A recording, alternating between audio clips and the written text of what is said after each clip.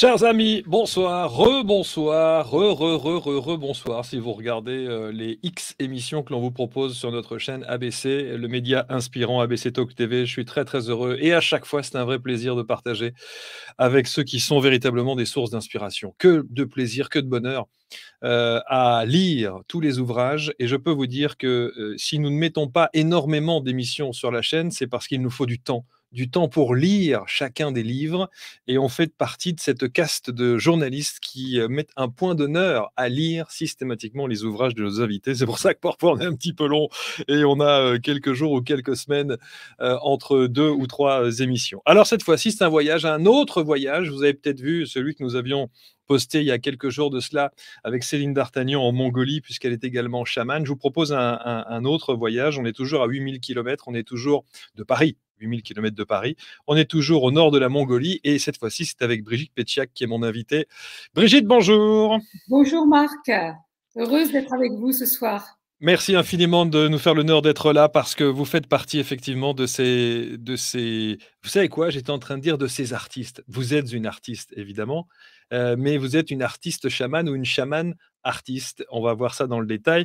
Et vous publiez deux ouvrages, Ciel blanc, ciel noir, une initiation au chamanisme mongol, et puis le Journal de l'invisible, dont voici effectivement les illustrations pour ceux qui veulent se procurer les ouvrages. C'est chez évidemment Mama Édition que je salue encore une fois. On va parler de vous. D'abord, est-ce que vous aimez parler de vous, Brigitte? Oui, oui, là j'ai fait différents podcasts suite à la sortie. Alors je tenais à préciser qu'il y a donc eu aussi un oracle qui s'appelle l'oracle de la chamane, La qui est boîte. sorti à une semaine d'intervalle du journal de l'invisible.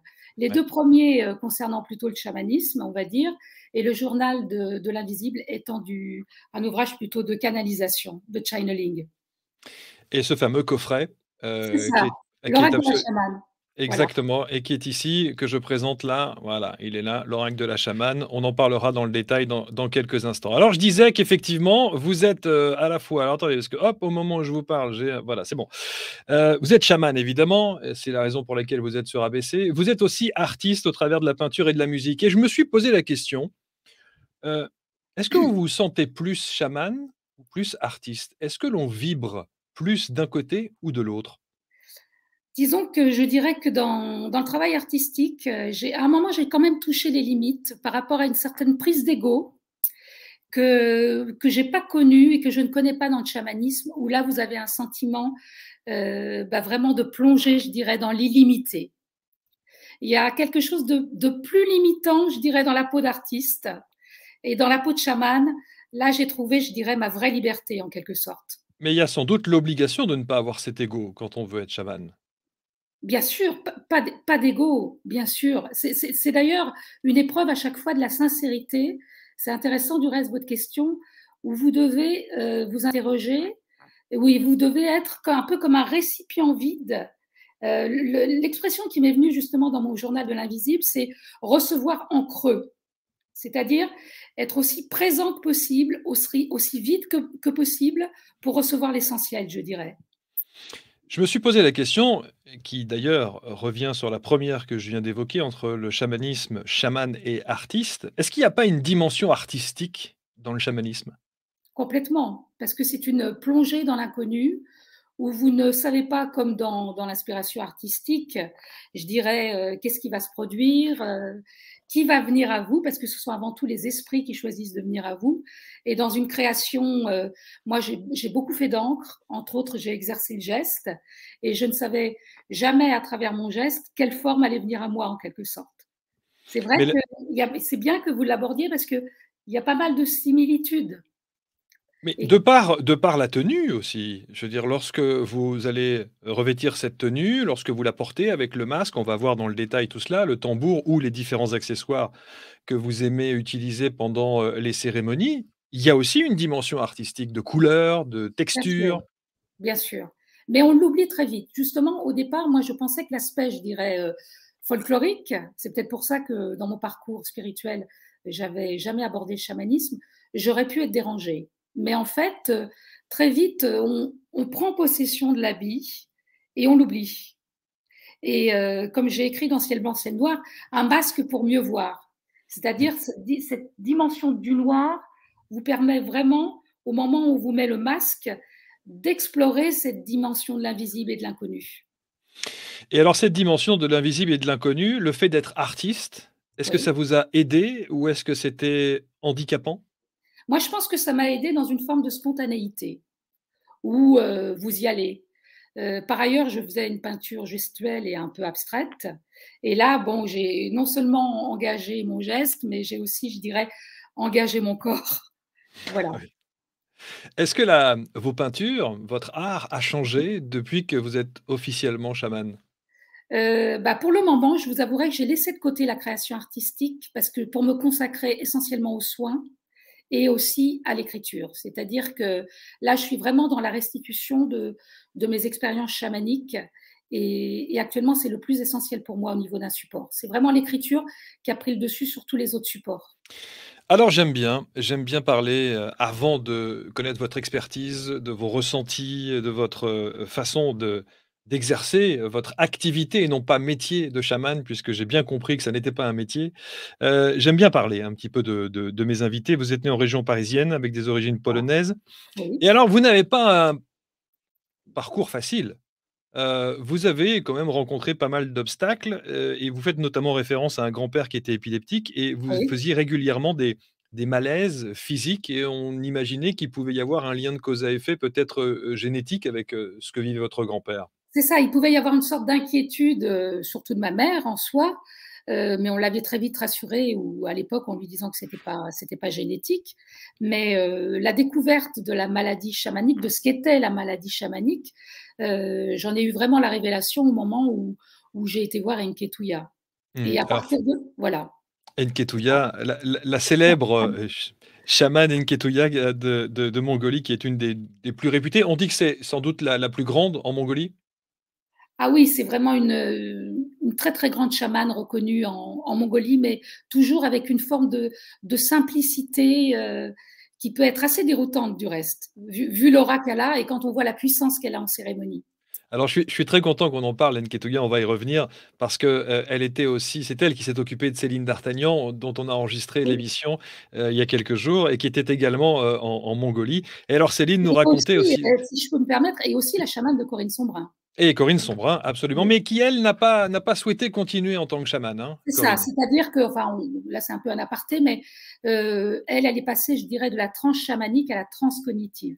C'est ça et donc elle est Voilà, plus sur l'aspect scientifique des choses. c'est ça, Ouais. complètement. Bon. Oui. Alors donc sur votre parcours et on remarque quand même que ce soit Céline, que ce soit Corinne Sambrin, que ce soit on sent bien qu'il y a dès le départ, dès votre plus jeune âge, un parcours qui est jonché avec des ressentis, des perceptions. Vous jouez avec des jeux de tarot, dès l'âge de 14-15 ans C'est avec ça. votre amie, Sylvie et jusqu'à votre majorité, même si vous ne savez pas, quelque part, intérieurement, on a le sentiment que, voilà, vous ressentez des choses que vous n'arrivez peut-être pas nécessairement à expliquer.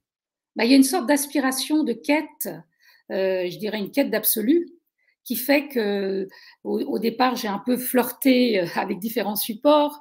Donc, j'ai été dans les groupes Gurdjieff, j'ai fait du zazen, j'ai même fait une analyse pendant 13 ans. Mmh. Des choses qui m'ont en quelque sorte rapproché de moi, bien que j'avais ce don, je dirais, médiumnique de capter les choses et les gens. Et à partir de là, bah, ça s'est élargi. Et le chamanisme, quelque part, comme je dis, m'a permis vraiment de trouver ma forme. C'est-à-dire de pouvoir m'offrir cette possibilité d'avoir certains outils pour venir en aide à mon prochain. Comment se fait-il que le chamanisme arrive aussi tard dans votre vie? Bah, je pense que bien avant, toutes ces expériences, elles m'ont permis de travailler la présence, l'attention. Et ça, c'était quelque chose d'indispensable. Parce que dans le chamanisme, rien ne se fait sans l'ancrage. Et ce parcours qui peut paraître justement un peu tardif avec cette révélation du chamanisme, là, je suis actuellement en train de faire une sorte de témoignage où je restitue justement l'intégralité de mon parcours, j'allais dire pratiquement depuis ma naissance. Eh bien, je me rends compte que, en l'écrivant que, que d'avoir autant travaillé la présence dans différentes formes, c'était essentiel pour arriver au chamanisme. Mmh. Et alors ce chamanisme, 49 ans, hein, c'est ça? C'est l'âge C'est ça, approximatif, hein, où vous c'est commencez ça. à et pourtant le chamanisme, vous ne le découvrez pas à 49 ans? Je dirais pratiquement, parce que j'avais un a priori qui me tenait à distance du chamanisme. C'est-à-dire, je dirais que je n'avais pas vraiment compris ce qu'était le chamanisme. Je m'étais arrêtée un peu à l'aspect folklorique des choses, sans voir le côté beaucoup plus ésotérique et le rapport à l'invisible. Donc, il y avait eu un blocage euh, par rapport à un peu à une idée peut-être New Age du chamanisme, Mmh. et qui fait que la force de l'appel était tellement forte que je suis passée outre mes a priori et que c'était impératif de partir en Mongolie. Ouais et vous dites effectivement que l'invisible à ce moment-là est venu vous chercher, hein? Vous le C'est ça. ressentez, hein, On m'a profondément. pris par la main et je n'avais pas d'autre choix. Alors, ça aussi, j'ai posé d'ailleurs la même question à Céline D'Artagnan l'autre jour quand on a enregistré l'émission. Vous dites, «La Mongolie m'appelle, l'invisible m'appelle, le chamanisme, visiblement, c'est quelque chose qui me parle». Comment est-ce qu'on décide un jour d'ouvrir son ordinateur, de prendre peut-être un billet d'avion, de se rendre, d'abord à Moscou et puis ensuite effectivement, Ah en ouais, d'accord. Mongolie? Qu'est-ce qu'on fait? Quel est le déclic du jour? Un mat «Tiens, demain matin, je réserve un billet d'avion et j'y vais». Qu'est-ce que Bah, vous c'est vous déjà dites? la force de l'appel intérieur qui fait que vous avez l'impression que c'est là que vous devez aller et pas ailleurs. C'est un sentiment un peu très personnel et difficile à décrire, mais qui fait que c'est tellement un élan intérieur qui vous pousse d'aller vers Mmh. que vous n'avez pas le choix. Mais je pense que, par exemple, quand un moine prend l'habit ou un prêtre, c'est un peu du même acabit, quoi. C'est-à-dire qu'il y a avant tout une aspiration qui vous pousse vers et Mmh. qui fait qu'à ce moment-là, vous devez vous donner les moyens matériels de trouver une solution pour rejoindre là où on vous appelle. Avant de Alors là, partir c'est en 8 kilomètres, en effet. absolument, absolument, 8 000 kilomètres. Brigitte, avant de partir, vous aviez des visions? Oui, bien sûr, j'avais des visions et j'avais surtout un mal de dos qui me ramenait à mon corps et qui me disait que quelque part j'avais atteint une limite et que je devais en quelque sorte passer le mur et que cette expérience allait me conduire vers autre chose. Et vous avez fait tout de suite le lien avec, le chamanisme et la Mongolie? Évidemment, puisque c'était la présence d'Enketuya, c'était rejoindre Enketuya. Mais en même temps, chamanisme pour moi, donc cette espèce de perception de l'invisible, je l'avais déjà, Eh donc de oui. façon spontanée. Je ne voyais pas, si vous voulez, au niveau de la forme, ce que ça allait ajouter davantage. Mais quand j'ai découvert le lien avec Enketuya, ça a donné lieu à une sorte d'élargissement et et de prise de conscience élargie de nouvelles possibilités. Comment est-ce que vous faites connaissance avec, Nketuya? Alors c'est très simple, c'est-à-dire à la base, je trouve les moyens, d'avoir un contact en Mongolie et à ce moment-là, je trouve un traducteur qui a la possibilité d'accéder à elle Mmh. et puis, donc j'y vais avec mon amie Anne, on se retrouve devant le tipi, on voit un tipi fermé et là l'angoisse commence parce qu'on se dit: «Qu'est-ce qui va se passer?» D'autant plus que le traducteur nous dit, vous savez, vous êtes là, mais peut-être que la chamane ne va pas vous recevoir. Genre, ça passe ou ça casse. Et alors, à ce moment-là, la toile du tipi s'ouvre, on se Ouais. tombe dans les bras et elle me dit, pourquoi tu n'es pas venu plus tôt? Ça, c'est incroyable. Ça, c'est absolument fascinant. C'est effectivement, c'est un pile ou face. Donc il y a pas de prise de rendez-vous, il y a pas Non, de choses comme ça, hein? non, absolument pas. Non, non. La chamane, je dirais, elle fait confiance aux synchronicités et vous aussi, vous devez faire par la même occasion confiance aux synchronicités. Si c'est le moment et si les esprits valident cette venue, vous serez encouragé.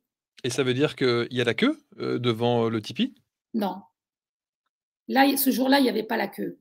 Mais après, par rapport aux gens qui se font soigner, il y a la queue, en effet. Après, on reviendra peut-être à ça. Mais, Absolument. voilà.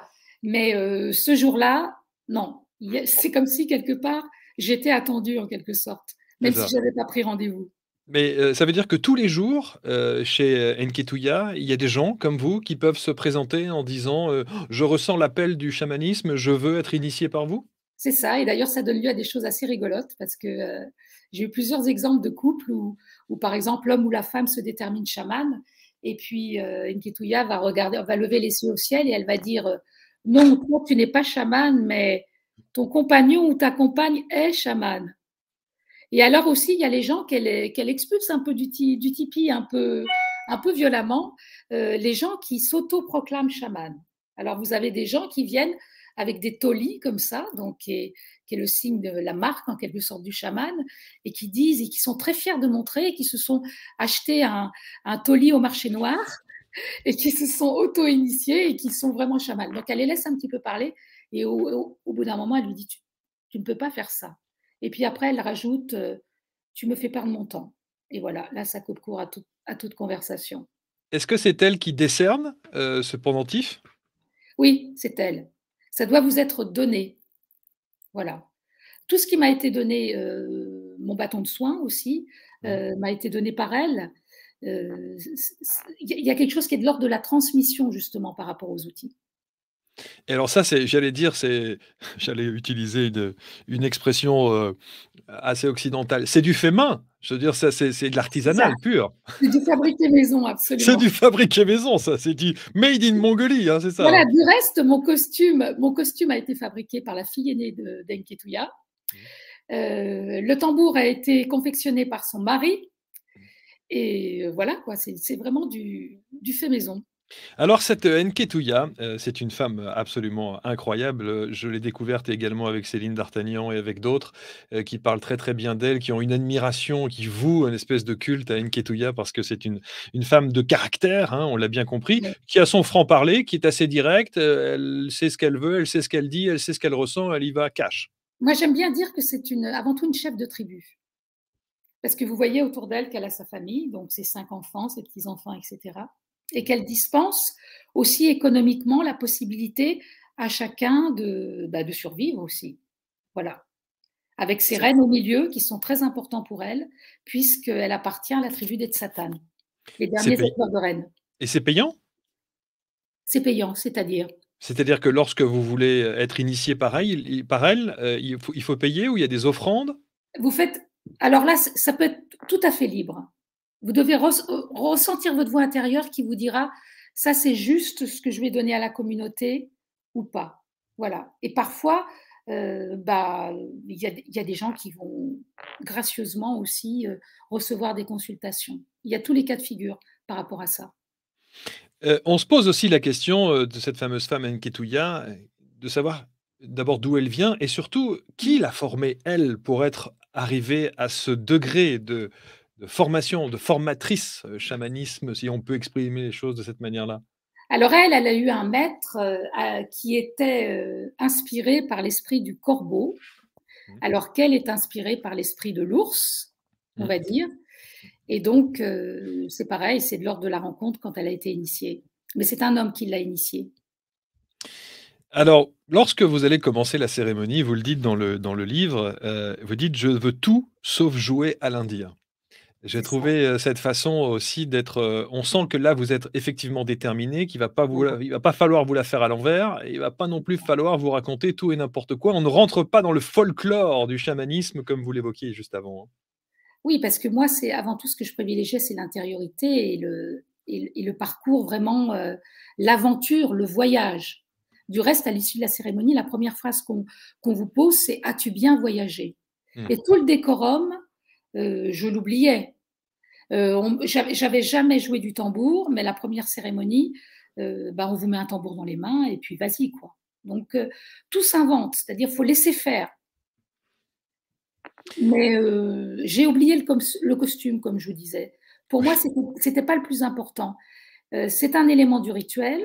Alors vous avez votre teneur, qu'on appelle le touchi en Mongolie, Le toucher, heu, ouais. Mmh. qui juste avant la cérémonie vous habille, donc ça, c'est très, très important. On commence à vous mettre les chaussures de peau, ensuite on vous met le costume.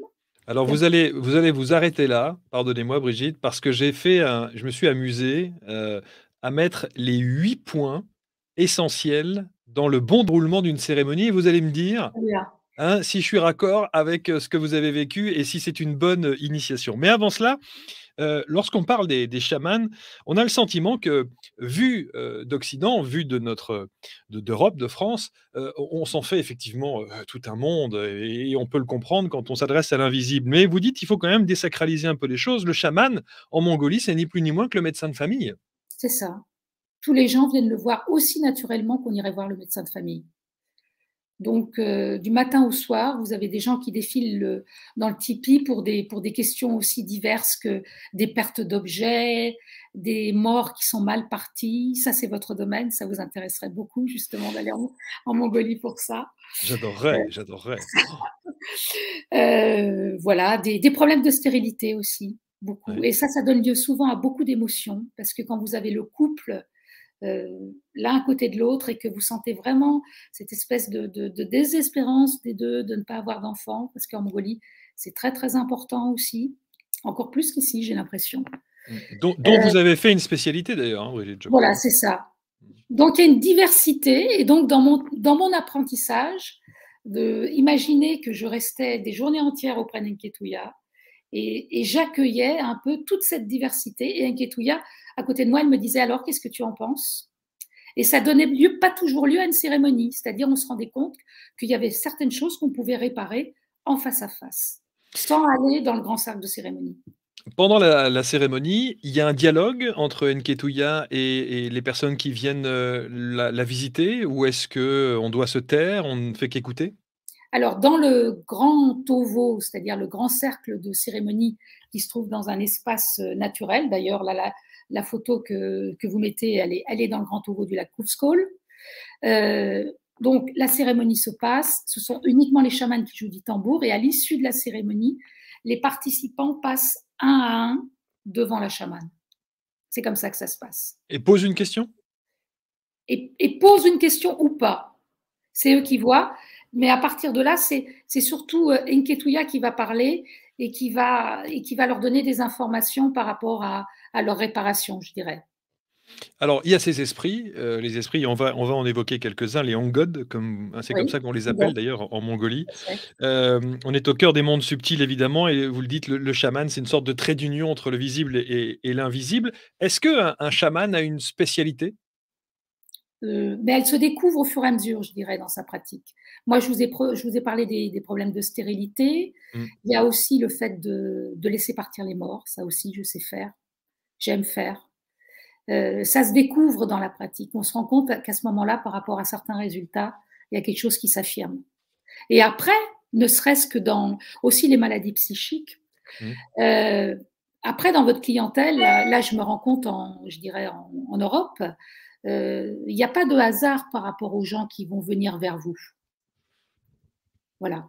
Vous émanez quelque part quelque chose qui fait que vous allez attirer un certain type de personnes avec une problématique plutôt qu'une autre.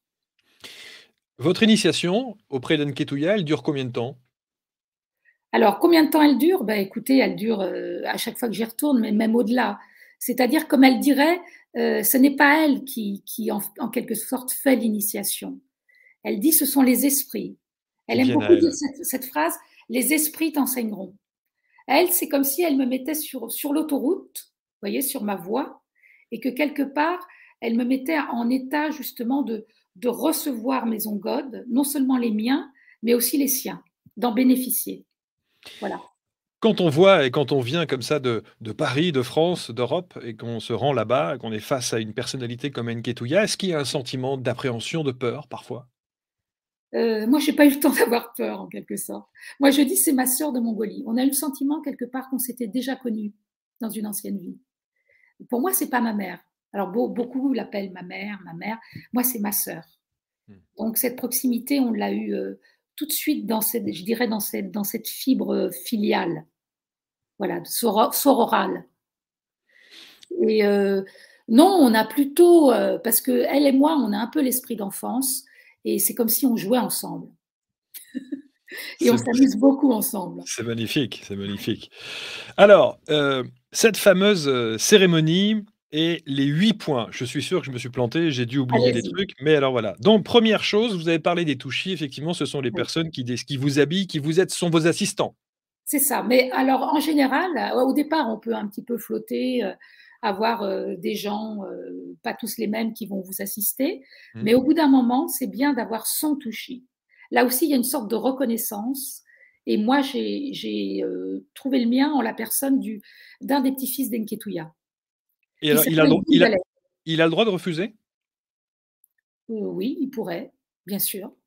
Mais entre nous, là aussi, il y a une sorte d'évidence. Et du coup, c'est un honneur pour lui que d'être un touchi?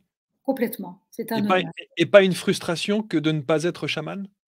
Dans son cas, non, ça ne se pose pas. Non, non, le rôle du touchi, il est très honorifique parce que, en fait, il pallie à tous les besoins du chaman et il est vraiment là, il a une action très protectrice. La cérémonie dépend beaucoup de lui, en quelque sorte. Mmh, Parce que mmh. si le chaman se blessait, ou si le chaman a un besoin, il apporte un des 5 éléments, lait, thé, vodka, bonbons ou cigarettes. Et il est là pour pallier. Alors moi, j'ai vu à des moments dire vodka, et hop, Bah oui. ou lait. Et là, tout de suite, tout de suite, tout de suite, tout de suite, il va vers l'hôtel, il va prendre un verre de vodka, un verre de lait, amener un bonbon, selon les besoins. En fait, il doit être très, très attentif à son chaman. Donc, le touchi est là effectivement pour vous aider, pour, vous soutenir, pour vous accompagner pendant toute la cérémonie. Le costume, vous portez Oui, ce fameux costume avec le masque, avec, cette espèce de grand drapé là que vous avez. Alors pardon, hein, j'utilise sans doute pas les bons mots, avec les bottes également. Et il y a une anecdote, c'est que vous aviez un trou à vos chaussures oui, et vous n'avez pas pu, parce que ça c'est absolument pas possible. C'est-à-dire qu'on ne peut pas faire une cérémonie s'il y a un trou dans la chaussure, dans la botte. absolument. Et puis, c'est considéré aussi comme un signe de négligence en Comme soi. un signe de négligence, Voilà. absolument, Alors, absolument. est-ce qu'on peut dire que la responsabilité appartient au touchi, puisque c'est lui qui doit normalement s'occuper des affaires du chaman? Mais en l'occurrence, bon, le résultat était là, ce qui Parce fait que que ce sont des chaussures en fait, en peau, hein, on est en d'accord? peau, Mmh. c'est ça. Et alors qu'est-ce qu'on fait dans ces cas-là quand on s'en aperçoit pendant la cérémonie? On interrompt la cérémonie? Non, pas pendant la cérémonie, mais avant la cérémonie. Mmh. Il peut arriver aussi, ça m'est arrivé, mais ça m'est arrivé en Suisse, à Genève, où en cérémonie, eh bien, vous donnez un coup de maillotche et puis un trou dans le tambour. Ah oui. Alors, sur le coup, je voyais ça comme un mauvais signe parce que j'avais toujours entendu que si il arrivait quelque chose au tambour, ça voulait dire quelque chose. Et quand j'y suis allée l'année suivante, Nketouya m'a rassurée en me disant: «Non, non, ça va, c'est pas tellement la peau qui est grave, c'est si le tambour se casse en 2, c'est-à-dire le cadre. Et Là, ça veut c'est dire quoi grave. ça? Bah, c'est plutôt un mauvais présage, on va dire. Ah. Pour vous? Oui, pour le chaman, en tous les Pour le cas. chaman? Ouais, c'est Oui, ça. oui, oui, oui, D'accord, bon. c'est ça. Donc, les touchis, ouais, le costume et effectivement ne pas avoir de trous dans les chaussures, C'est dans les ça. voilà, les chaussures de peau. Ensuite, il y a évidemment tout ce que, on appelle les accessoires, c'est-à-dire le tambour ou la guimbarde, la maillotche et puis arrive ensuite le cercle de cérémonie. Il y a une dimension extrêmement importante du cercle de cérémonie où tout se déroule, au travers de ce cercle. C'est ça. C'est-à-dire vous déjà on fait un feu, on commence par le feu et après l'assistance, les gens vont s'asseoir autour. Alors la place de la chamane étant en général près de l'autel, puis vous avez des espèces de petits bancs où les gens s'assiedent par terre Mmh. et à partir de là donc le chaman va évoluer. C'est-à-dire il a les yeux bandés et il va évoluer, son touchi le tient à la ceinture, une sorte de petite corde. Mmh. Et à partir de là, donc, il va s'approcher plus ou moins près des gens, parfois très très près, quand justement les esprits l'invitent à aller vers une personne plutôt qu'une autre. Et une fois, je m'étais approchée de quelqu'un vraiment très très près. Et donc, à l'époque, c'était mon amie Anne qui me tenait, et elle était très inquiète parce qu'elle avait peur vraiment que je donne Un euh, coup.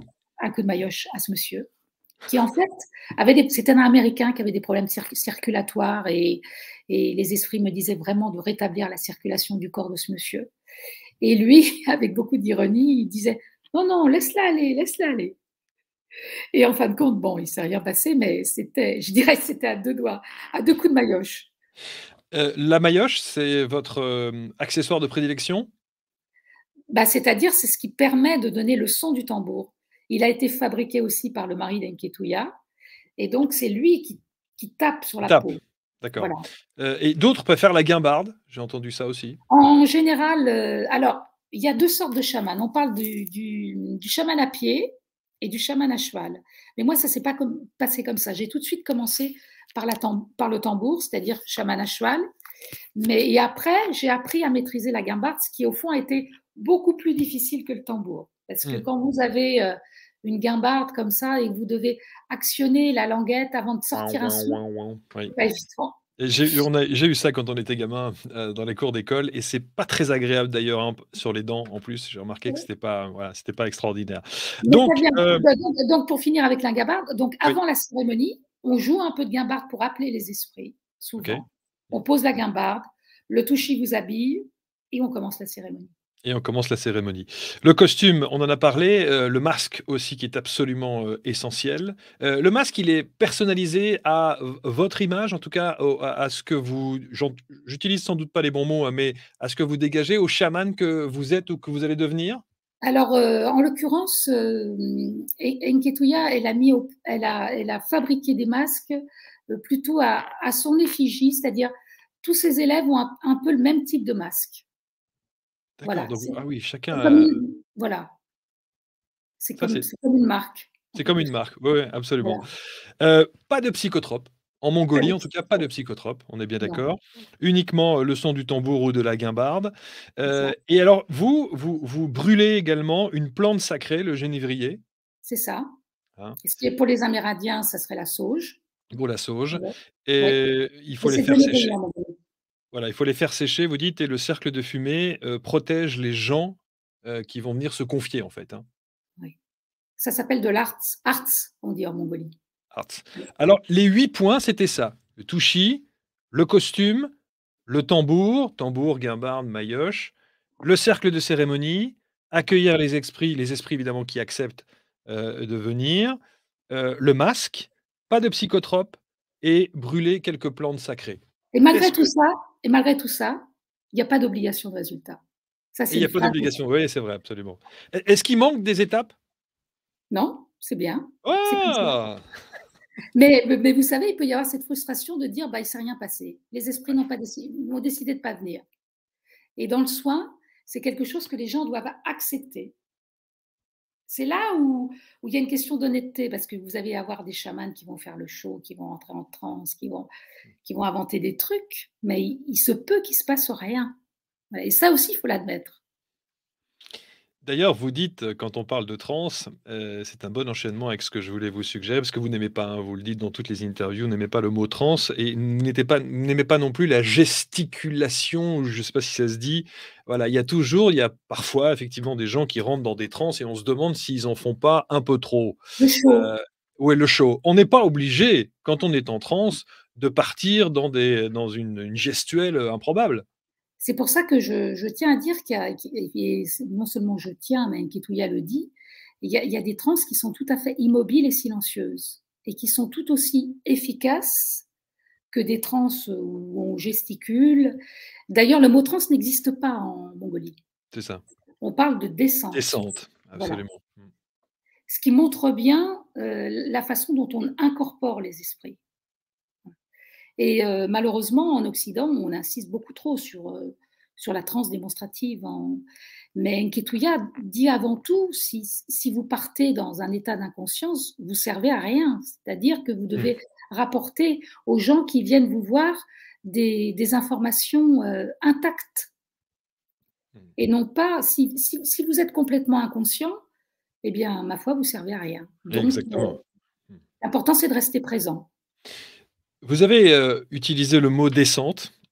On pourrait, penser à une élévation puisque, l'idée, on pourrait imaginer que c'est effectivement le chaman qui fait cet effort, d'élévation pour, justement rentrer en contact ou percevoir les Hangod. Or non, c'est l'inverse, ce sont eux qui viennent à nous, hein, c'est ce qu'on disait tout à l'heure. Mais en même temps, dans la mesure où vous les incorporez, ça développe une aspiration, je dirais, Mmh. pour voyager toujours plus loin.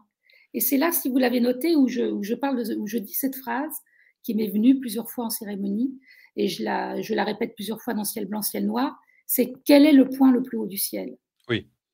Comme si quelque part ça vous indiquait une direction.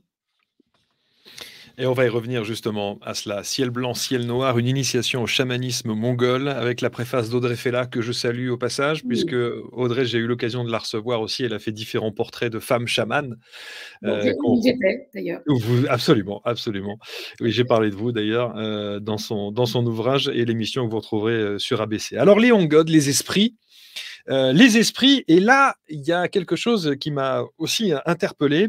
Vous parlez du loup blanc, du loup noir, de l'ours, du cheval blanc, du cobra blanc, de l'aigle, des vikings, des léopards des neiges, la salamandre, l'aigle royal, etc., etc. Et en Occident, quand on visualise, on perçoit des animaux comme ça, on parle de nos animaux totems. Et c'est là où il y a une très grosse différence parce que les animaux totems en Mongolie n'existent pas. En tout cas, le mot animaux totems n'existe pas. Non. Et d'ailleurs, c'est la question fréquente quand les gens viennent à moi. La première question qu'ils posent, c'est quel est mon animal totem? Eh oui, Alors, je leur dis, en Mongolie, les animaux, les esprits alliés arrivent. D'ailleurs, il n'y a pas que des animaux, il peut y avoir des présences angéliques, des esprits pas encore nés, des ancêtres. Toutes ces présences arrivent en situation, je dirais, selon les besoins. Si elles considèrent quelque part qu'elles peuvent vous être d'une quelconque utilité. Donc, il n'y a pas un seul animal. oui, c'est ça. L'animal qui va venir aujourd'hui pour vous, demain, ça sera peut-être un autre. Et il y a obligatoirement une signification. Signification de, vous voulez dire dans... Il y a un sens. Bah, S'il se présente à vous, c'est qu'il y a quelque chose, il y a une explication. disons qu'il y a une énergie spécifique et qu'il est capable de vous apporter pour cette réparation. Il peut vous apporter le bon fil, je dirais, qui va réparer votre accident de vie. Vous savez, ça donne envie, hein. Mais vous allez Non mais, venir. oh, qu'est-ce que j'aimerais! On va faire des TCH au Grand Ovo. Ça serait, vous vous rendez compte, Nketuya qui pourrait venir en France, par exemple, et Mais oui, on l'installerait dans un fauteuil rouge de TCH pour voir. tout est possible avec elle. Oh, ça serait fantastique. Je ne sais pas ce qu'elle dirait de cela, mais enfin, c'est bon. Alors, il y a aussi une spécificité chez les Hangouts, c'est dans les esprits. J'en ai pris quelques-uns qu'on peut détailler parce qu'il y a des choses très, très intéressantes. Il y a des esprits que vous voyez, que vous tutoyez. Par exemple, le viking, vous le vous voyez, et le corbeau, vous le tutoyez.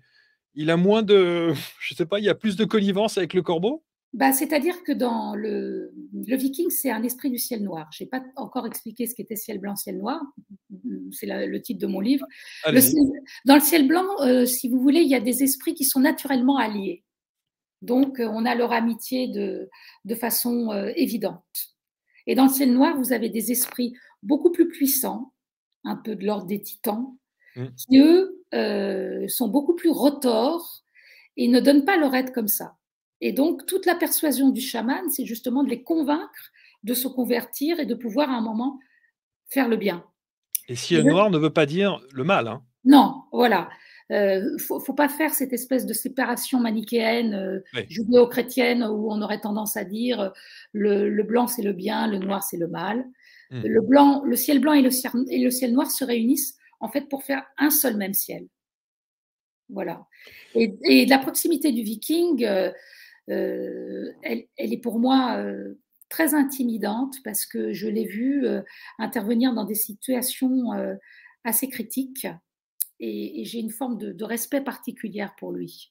Ouais, il a d'ailleurs, vous le décrivez très très bien, hein, il a cette espèce de casque avec les cornes, Ouais. hein, il a du charisme, hein, vous le Il a décrivez une même présence. il a une Voilà. présence, hein, il a quelque chose, ouais, clairement. Justement, la différence entre ciel noir et ciel blanc, vous dites que il y a les esprits en fait du ciel noir, ils viennent pour des choses relativement graves entre guillemets. C'est ça. Les graves maladies, là où quelque part ils peuvent être attirés, où ils ont la possibilité d'exercer leur puissance, je dirais. Mm. Mais justement, par rapport à une maladie grave, par exemple, ils peuvent avoir une action très guérissante. Ce qui me fascine aussi, c'est et on retrouve ça d'ailleurs quand je parle avec des médiums ou quand je parle avec des expérienceurs qui font les fameuses transcommunications, hypnotiques, des TCH que l'on fait régulièrement. Je leur dis quand ils me disent: «Moi, je vois ça, j'ai perçu ça, j'ai entendu ça» et je leur dis: «Mais de quelle manière vous percevez? Est-ce que vous voyez véritablement la personne en face de vous? Est-ce que c'est un spectre? Est-ce que, c'est juste, un ressenti? Est-ce que c'est de la clairaudience?» Comment est-ce que vous fonctionnez? Quand vous voyez le Viking, vous le voyez comme on se voit là? C'est plusieurs choses à la fois. Donc, c'est une vision, en effet, et c'est en même temps la clairaudience. Moi, ça intervient beaucoup, la clairaudience, le rapport à la voix. Et à partir de là, le dialogue s'instaure. Un peu comme dans Journal de l'invisible où mes guides Mmh. sont venus justement pour je dirais pour me donner ce livre, en quelque sorte. Et le dialogue avec les esprits, pour moi, c'est quelque chose d'essentiel. Je pourrais vraiment, retranscrire des conversations. Du Ça, c'est reste, fantastique. c'est l'objet de mon prochain livre, qui paraîtra chez Mama, qui s'appelle Mmh. «Voyages chamaniques et rencontres remarquables», qui paraîtra au mois de mai, où là, vous avez des chapitres entiers où je restitue, mes voyages chamaniques et mes rencontres. Est-ce que vous avez le droit de le faire? Est-ce qu'Enketouya vous donne l'autorisation de faire ça? Oui, bien sûr. Moi, je suis en Est-ce que proximité oui. vous lui avez demandé? Bien sûr, moi Ah je oui. suis en contact assez proche avec Enketuya, elle-même ayant Messenger. C'est une chamane moderne, donc on s'est souvent au téléphone, justement cette visibilité, il y a une espèce de fierté à voir que ses élèves que je suis son élève et que son enseignement me conduit à une forme de visibilité qui fait qu'indirectement, on va aussi parler d'elle et de son enseignement Mmh. et des esprits évidemment. Pour revenir un instant, Brigitte, sur le Viking, il y a un chapitre, un passage dans votre livre Ciel blanc, ciel noir qui m'a profondément touché parce qu'à un moment donné, il y a une action, de cet esprit en God, le fameux Viking et parallèlement à cela, il y a une opération chirurgicale, on va dire, sur le plan terrestre qui est en train Oui, de se faire c'est d'une ça, personne, alors vous ne citez pas son nom, mais une personne qui vous est chère c'est ça. et il y a la connivence, le parallèle qu'il y a entre l'action du Viking et le chirurgien qui est au bloc en train d'opérer cette personne, fait que ça va guérir cette personne, justement. C'est ça. Alors, ça aurait dû la guérir, ça va la guérir dans un premier temps, mais c'est Oui. là où le libre arbitre est important, parce que néanmoins, malgré l'encouragement de la médecine classique et l'encouragement des esprits, elle décide quand même de partir dans les semaines qui ont suivi. Mais c'est là où, pour la première fois, le Viking est apparu pour moi. C'est là où j'ai vraiment eu un lien avec le Viking. Donc pour moi, ça reste un moment unique, inoubliable. Et le Viking ne vous dit pas à ce moment-là que, il est l'heure pour elle de partir? Il y avait une sorte de gravité. Là, c'était plutôt sans mots. Et en fait, il était là pour couper ce qui devait être coupé, au moment où le chirurgien lui-même tranchait un bout d'intestin. Donc, c'est en soi, c'est Mmh, intéressant. ouais. La salamandre. Oui, J'ai pris l'exemple de la salamandre, vous rentrez en contact avec l'esprit de la salamandre, par clairaudience, c'est ce que vous disiez oui, tout à l'heure, et c'est la spécificité de la salamandre, c'est un esprit qui est puissant, face au feu, c'est ça? face au feu, oui. Et au changement de peau aussi.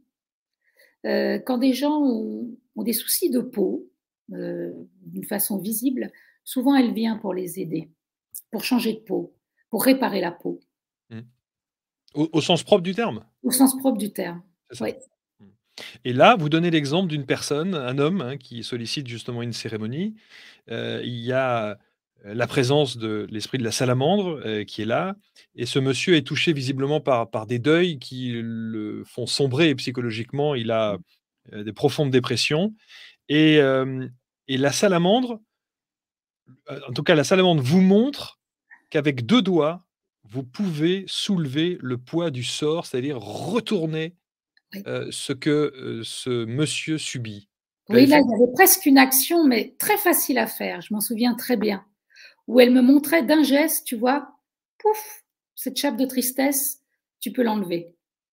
Alors parfois, justement, les esprits vous communiquent un geste en particulier ou une parole en particulier à dire, et à partir de là, bah, vous récitez la parole ou vous faites le geste que l'esprit vous souffle.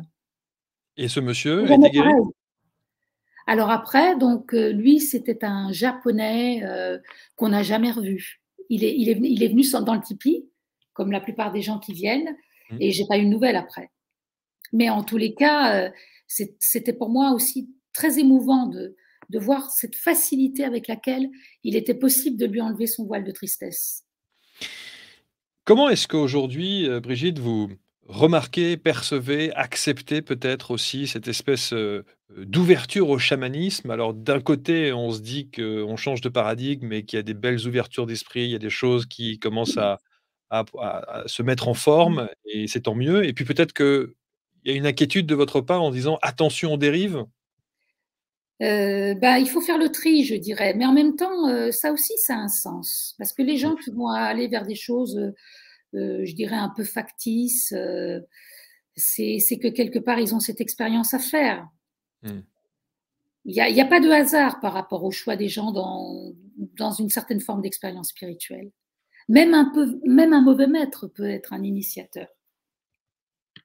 Vous savez, j'étais en train de regarder, le pendentif que vous avez là Catholique, et oui. et la première réflexion que j'ai, c'est de me dire: «J'ai l'impression qu'il vous donne une sacrée force, ce pendentif». Ah oui, bien sûr, je le quitte jamais d'ailleurs. Nuit et jour, il est avec moi. C'est vraiment lui qui me permet de faire le lien avec l'invisible et en même temps, il a une action très protectrice. Mmh. Alors, il y a autre chose aussi qui m'a particulièrement interpellé. Certains chamans disent qu'il faut attendre entre 30 et 45 jours après le départ d'un proche, lorsqu'on a un décès dans la famille. D'autres disent que c'est n'importe quoi et que, peut-être 48 heures ou 72 heures après le décès, on peut parfaitement ressentir, percevoir et avoir de vrais messages. On lit tout et n'importe quoi là-dessus. Qu'est-ce que vous en pensez? Alors moi, j'ai vécu différentes expériences dont je pourrais parler, notamment, une amie, Françoise, qui est morte malheureusement avec son père dans la tempête Xynthia et 2 jours après, elle est venue me voir, un peu surprise d'être là où elle était, mais elle m'a dit: «Tu sais, quand on arrive là-haut, on te pose 2 questions. Quel est ton vrai nom et quelle est ta réelle qualité?» Et elle m'a laissée là-dessus, mais c'est quelque chose qui m'a profondément marquée. 48 heures après son départ. Voilà.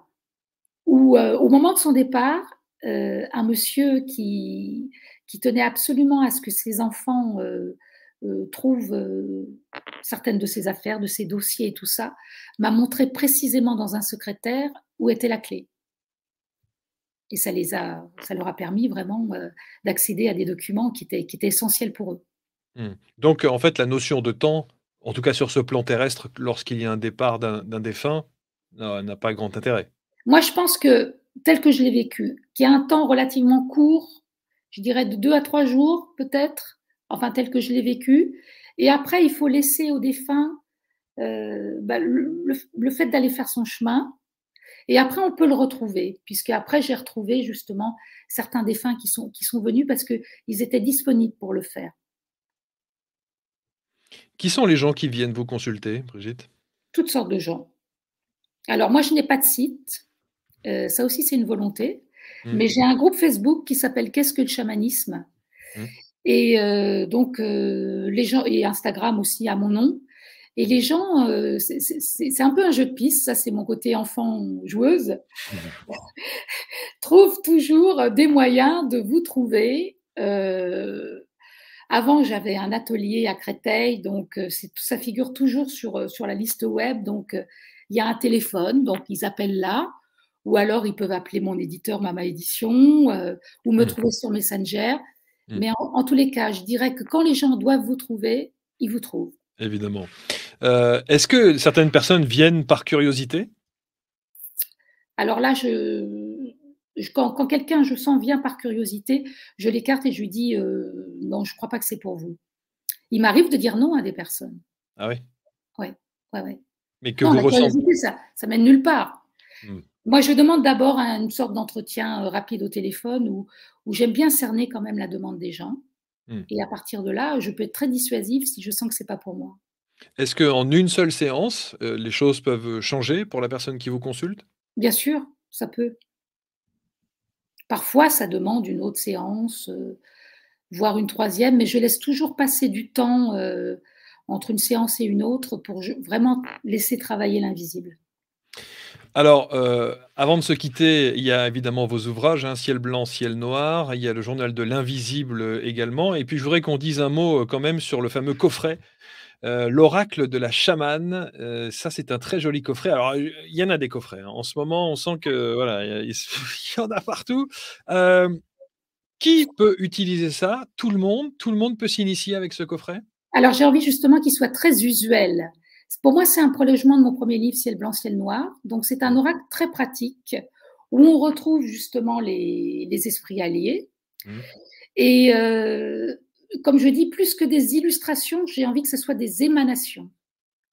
C'est-à-dire que les cartes peuvent travailler pour vous. On peut faire un simple tirage ou utiliser l'énergie de la carte, vivre avec pour qu'elle ait une action réparatrice. Ouais. Et ayant été initiée au tarot de Marseille, je préconise un tirage en croix où on met d'un côté le pour, les esprits alliés, de l'autre l'obstacle qui se présente sur votre route. En haut, une phrase de sagesse et en bas, une évocation qui fait signe et qui vous permet de faire une synthèse avec tout votre tirage. Voilà, en tout cas, ça peut être aussi une belle idée de cadeau, si vous voyez ce que je veux dire. Un mot Et également sur le oui? pardon, je voulais dire, donc les illustrations sont de la peintresse qui est chinoise, Yu Zhao, qui fait un travail remarquable au Absolument. niveau de son art. Très, très joli. Un mot également, parce qu'on a parlé de ciel blanc, ciel noir, sur le journal de l'invisible, Brigitte. Oui. Alors là, c'est aussi une autre manière de relationner avec l'invisible. C'est vraiment un ouvrage que j'ai canalisé au jour le jour, où les guides sont là pour nous donner des messages. Le sous-titre qu'on avait choisi au début, c'était Exercice à l'usage de l'âme. Donc, ils nous mettent vraiment en situation de réfléchir, mais pas seulement de réfléchir, de ressentir de nouvelles possibilités qui sont prêts à nous apporter, je dirais, pour passer d'un monde à un autre. Surtout dans cette période troublée où l'ancien monde est en train de nous faire des misères pour nous laisser cheminer vers le nouveau monde qui vient. Et vous parlez de l'ancien monde, hein, donc effectivement, changement de paradigme, vous sentez Oui. ça? Ah oui. Mmh. C'est pour ça que vous, comme moi, on a une action importante en ce moment. En tout cas, vous, ça c'est Ouais. sûr. Ouais, j'essaie humblement de donner, voilà, donner une visibilité avec nos petits moyens, mais à ceux et celles qui sont extrêmement inspirants comme vous l'êtes. Je voudrais qu'on termine, Brigitte, avec, que dire de cette bouille? Pardon, hein, si oh là là, si l'âme d'Nketuya m'entend, je m'en excuse, mais c'est voilà, que ces gens, regardez ces visages, voilà, toujours ces sourires, alors qu'ils vivent dans des conditions, nous on appelle ça des conditions extrêmement roots. C'est difficile la vie en Mongolie, mais ils ont l'air, ils ont pas grand-chose, mais ils ont tout en même temps. Parce que seul l'instant compte. C'est ça qu'on vous apprend en Mongolie. Ouais, ouais. Et on laisse le mental de côté. Et il y a beaucoup de joie, il y a beaucoup de rire, il y a beaucoup de partage, il y a beaucoup de vie en communauté. Mmh. Et hier n'existe pas, demain n'existe pas. On est dans le présent. Et ça, c'est une grande leçon quand on va là-bas. Clairement. En tout Voilà. cas, vous avez la chance d'avoir, reçu cette, initiation. Vous avez la chance d'avoir trouvé votre, chemin de vie comme ça et d'avoir en plus de belles relations avec des gens extraordinaires, en Mongolie. Peut-être qu'un jour on aura l'occasion d'organiser quelque chose là-bas. Ça serait, j'adorerais, ça serait fantastique. Est-ce que c'est compliqué d'abord, d'y aller? Est-ce que c'est voilà, il y a beaucoup de, j'allais dire d'aspects administratifs, de documents, des choses comme ça ou c'est simple? Bah, avec les histoires de confinement, de vaccins, Oui, au-delà de ça. au-delà de ça, non, il y a un visa et puis la liaison la plus directe, c'est celle qui passe par Moscou. Donc Par vous faites Moscou. Paris-Moscou, Moscou-Ulaanbaatar, mais vous pouvez aussi y aller par le transsibérien. C'est aussi une possibilité. Parce que ça J'ai nous été rapproche. j'ai été ravi, Brigitte, de partager, ces Moi instants aussi, avec Marc, vous. vraiment de ce moment partagé. On aurait pu Ouais. parler encore plus longtemps. Il y a tellement de choses à raconter. Vos ouvrages, je les ai là, je les garde dans ma bibliothèque. Ils font partie évidemment des ouvrages incontournables lorsqu'on s'intéresse, justement à ces notions de chamanisme et voilà, je ne sais pas pourquoi j'en ai les mains moites et parfois quelques ressentis comme ça, et quelques vibrations, mais ça me parle, ça me touche Et si profondément. les gens ont d'autres questions, c'est avec plaisir, dans mon groupe Qu'est-ce que le chamanisme sur Facebook, que j'y répondrai. Avec plaisir. Merci Brigitte, à Merci bientôt. à vous, Marc. Merci.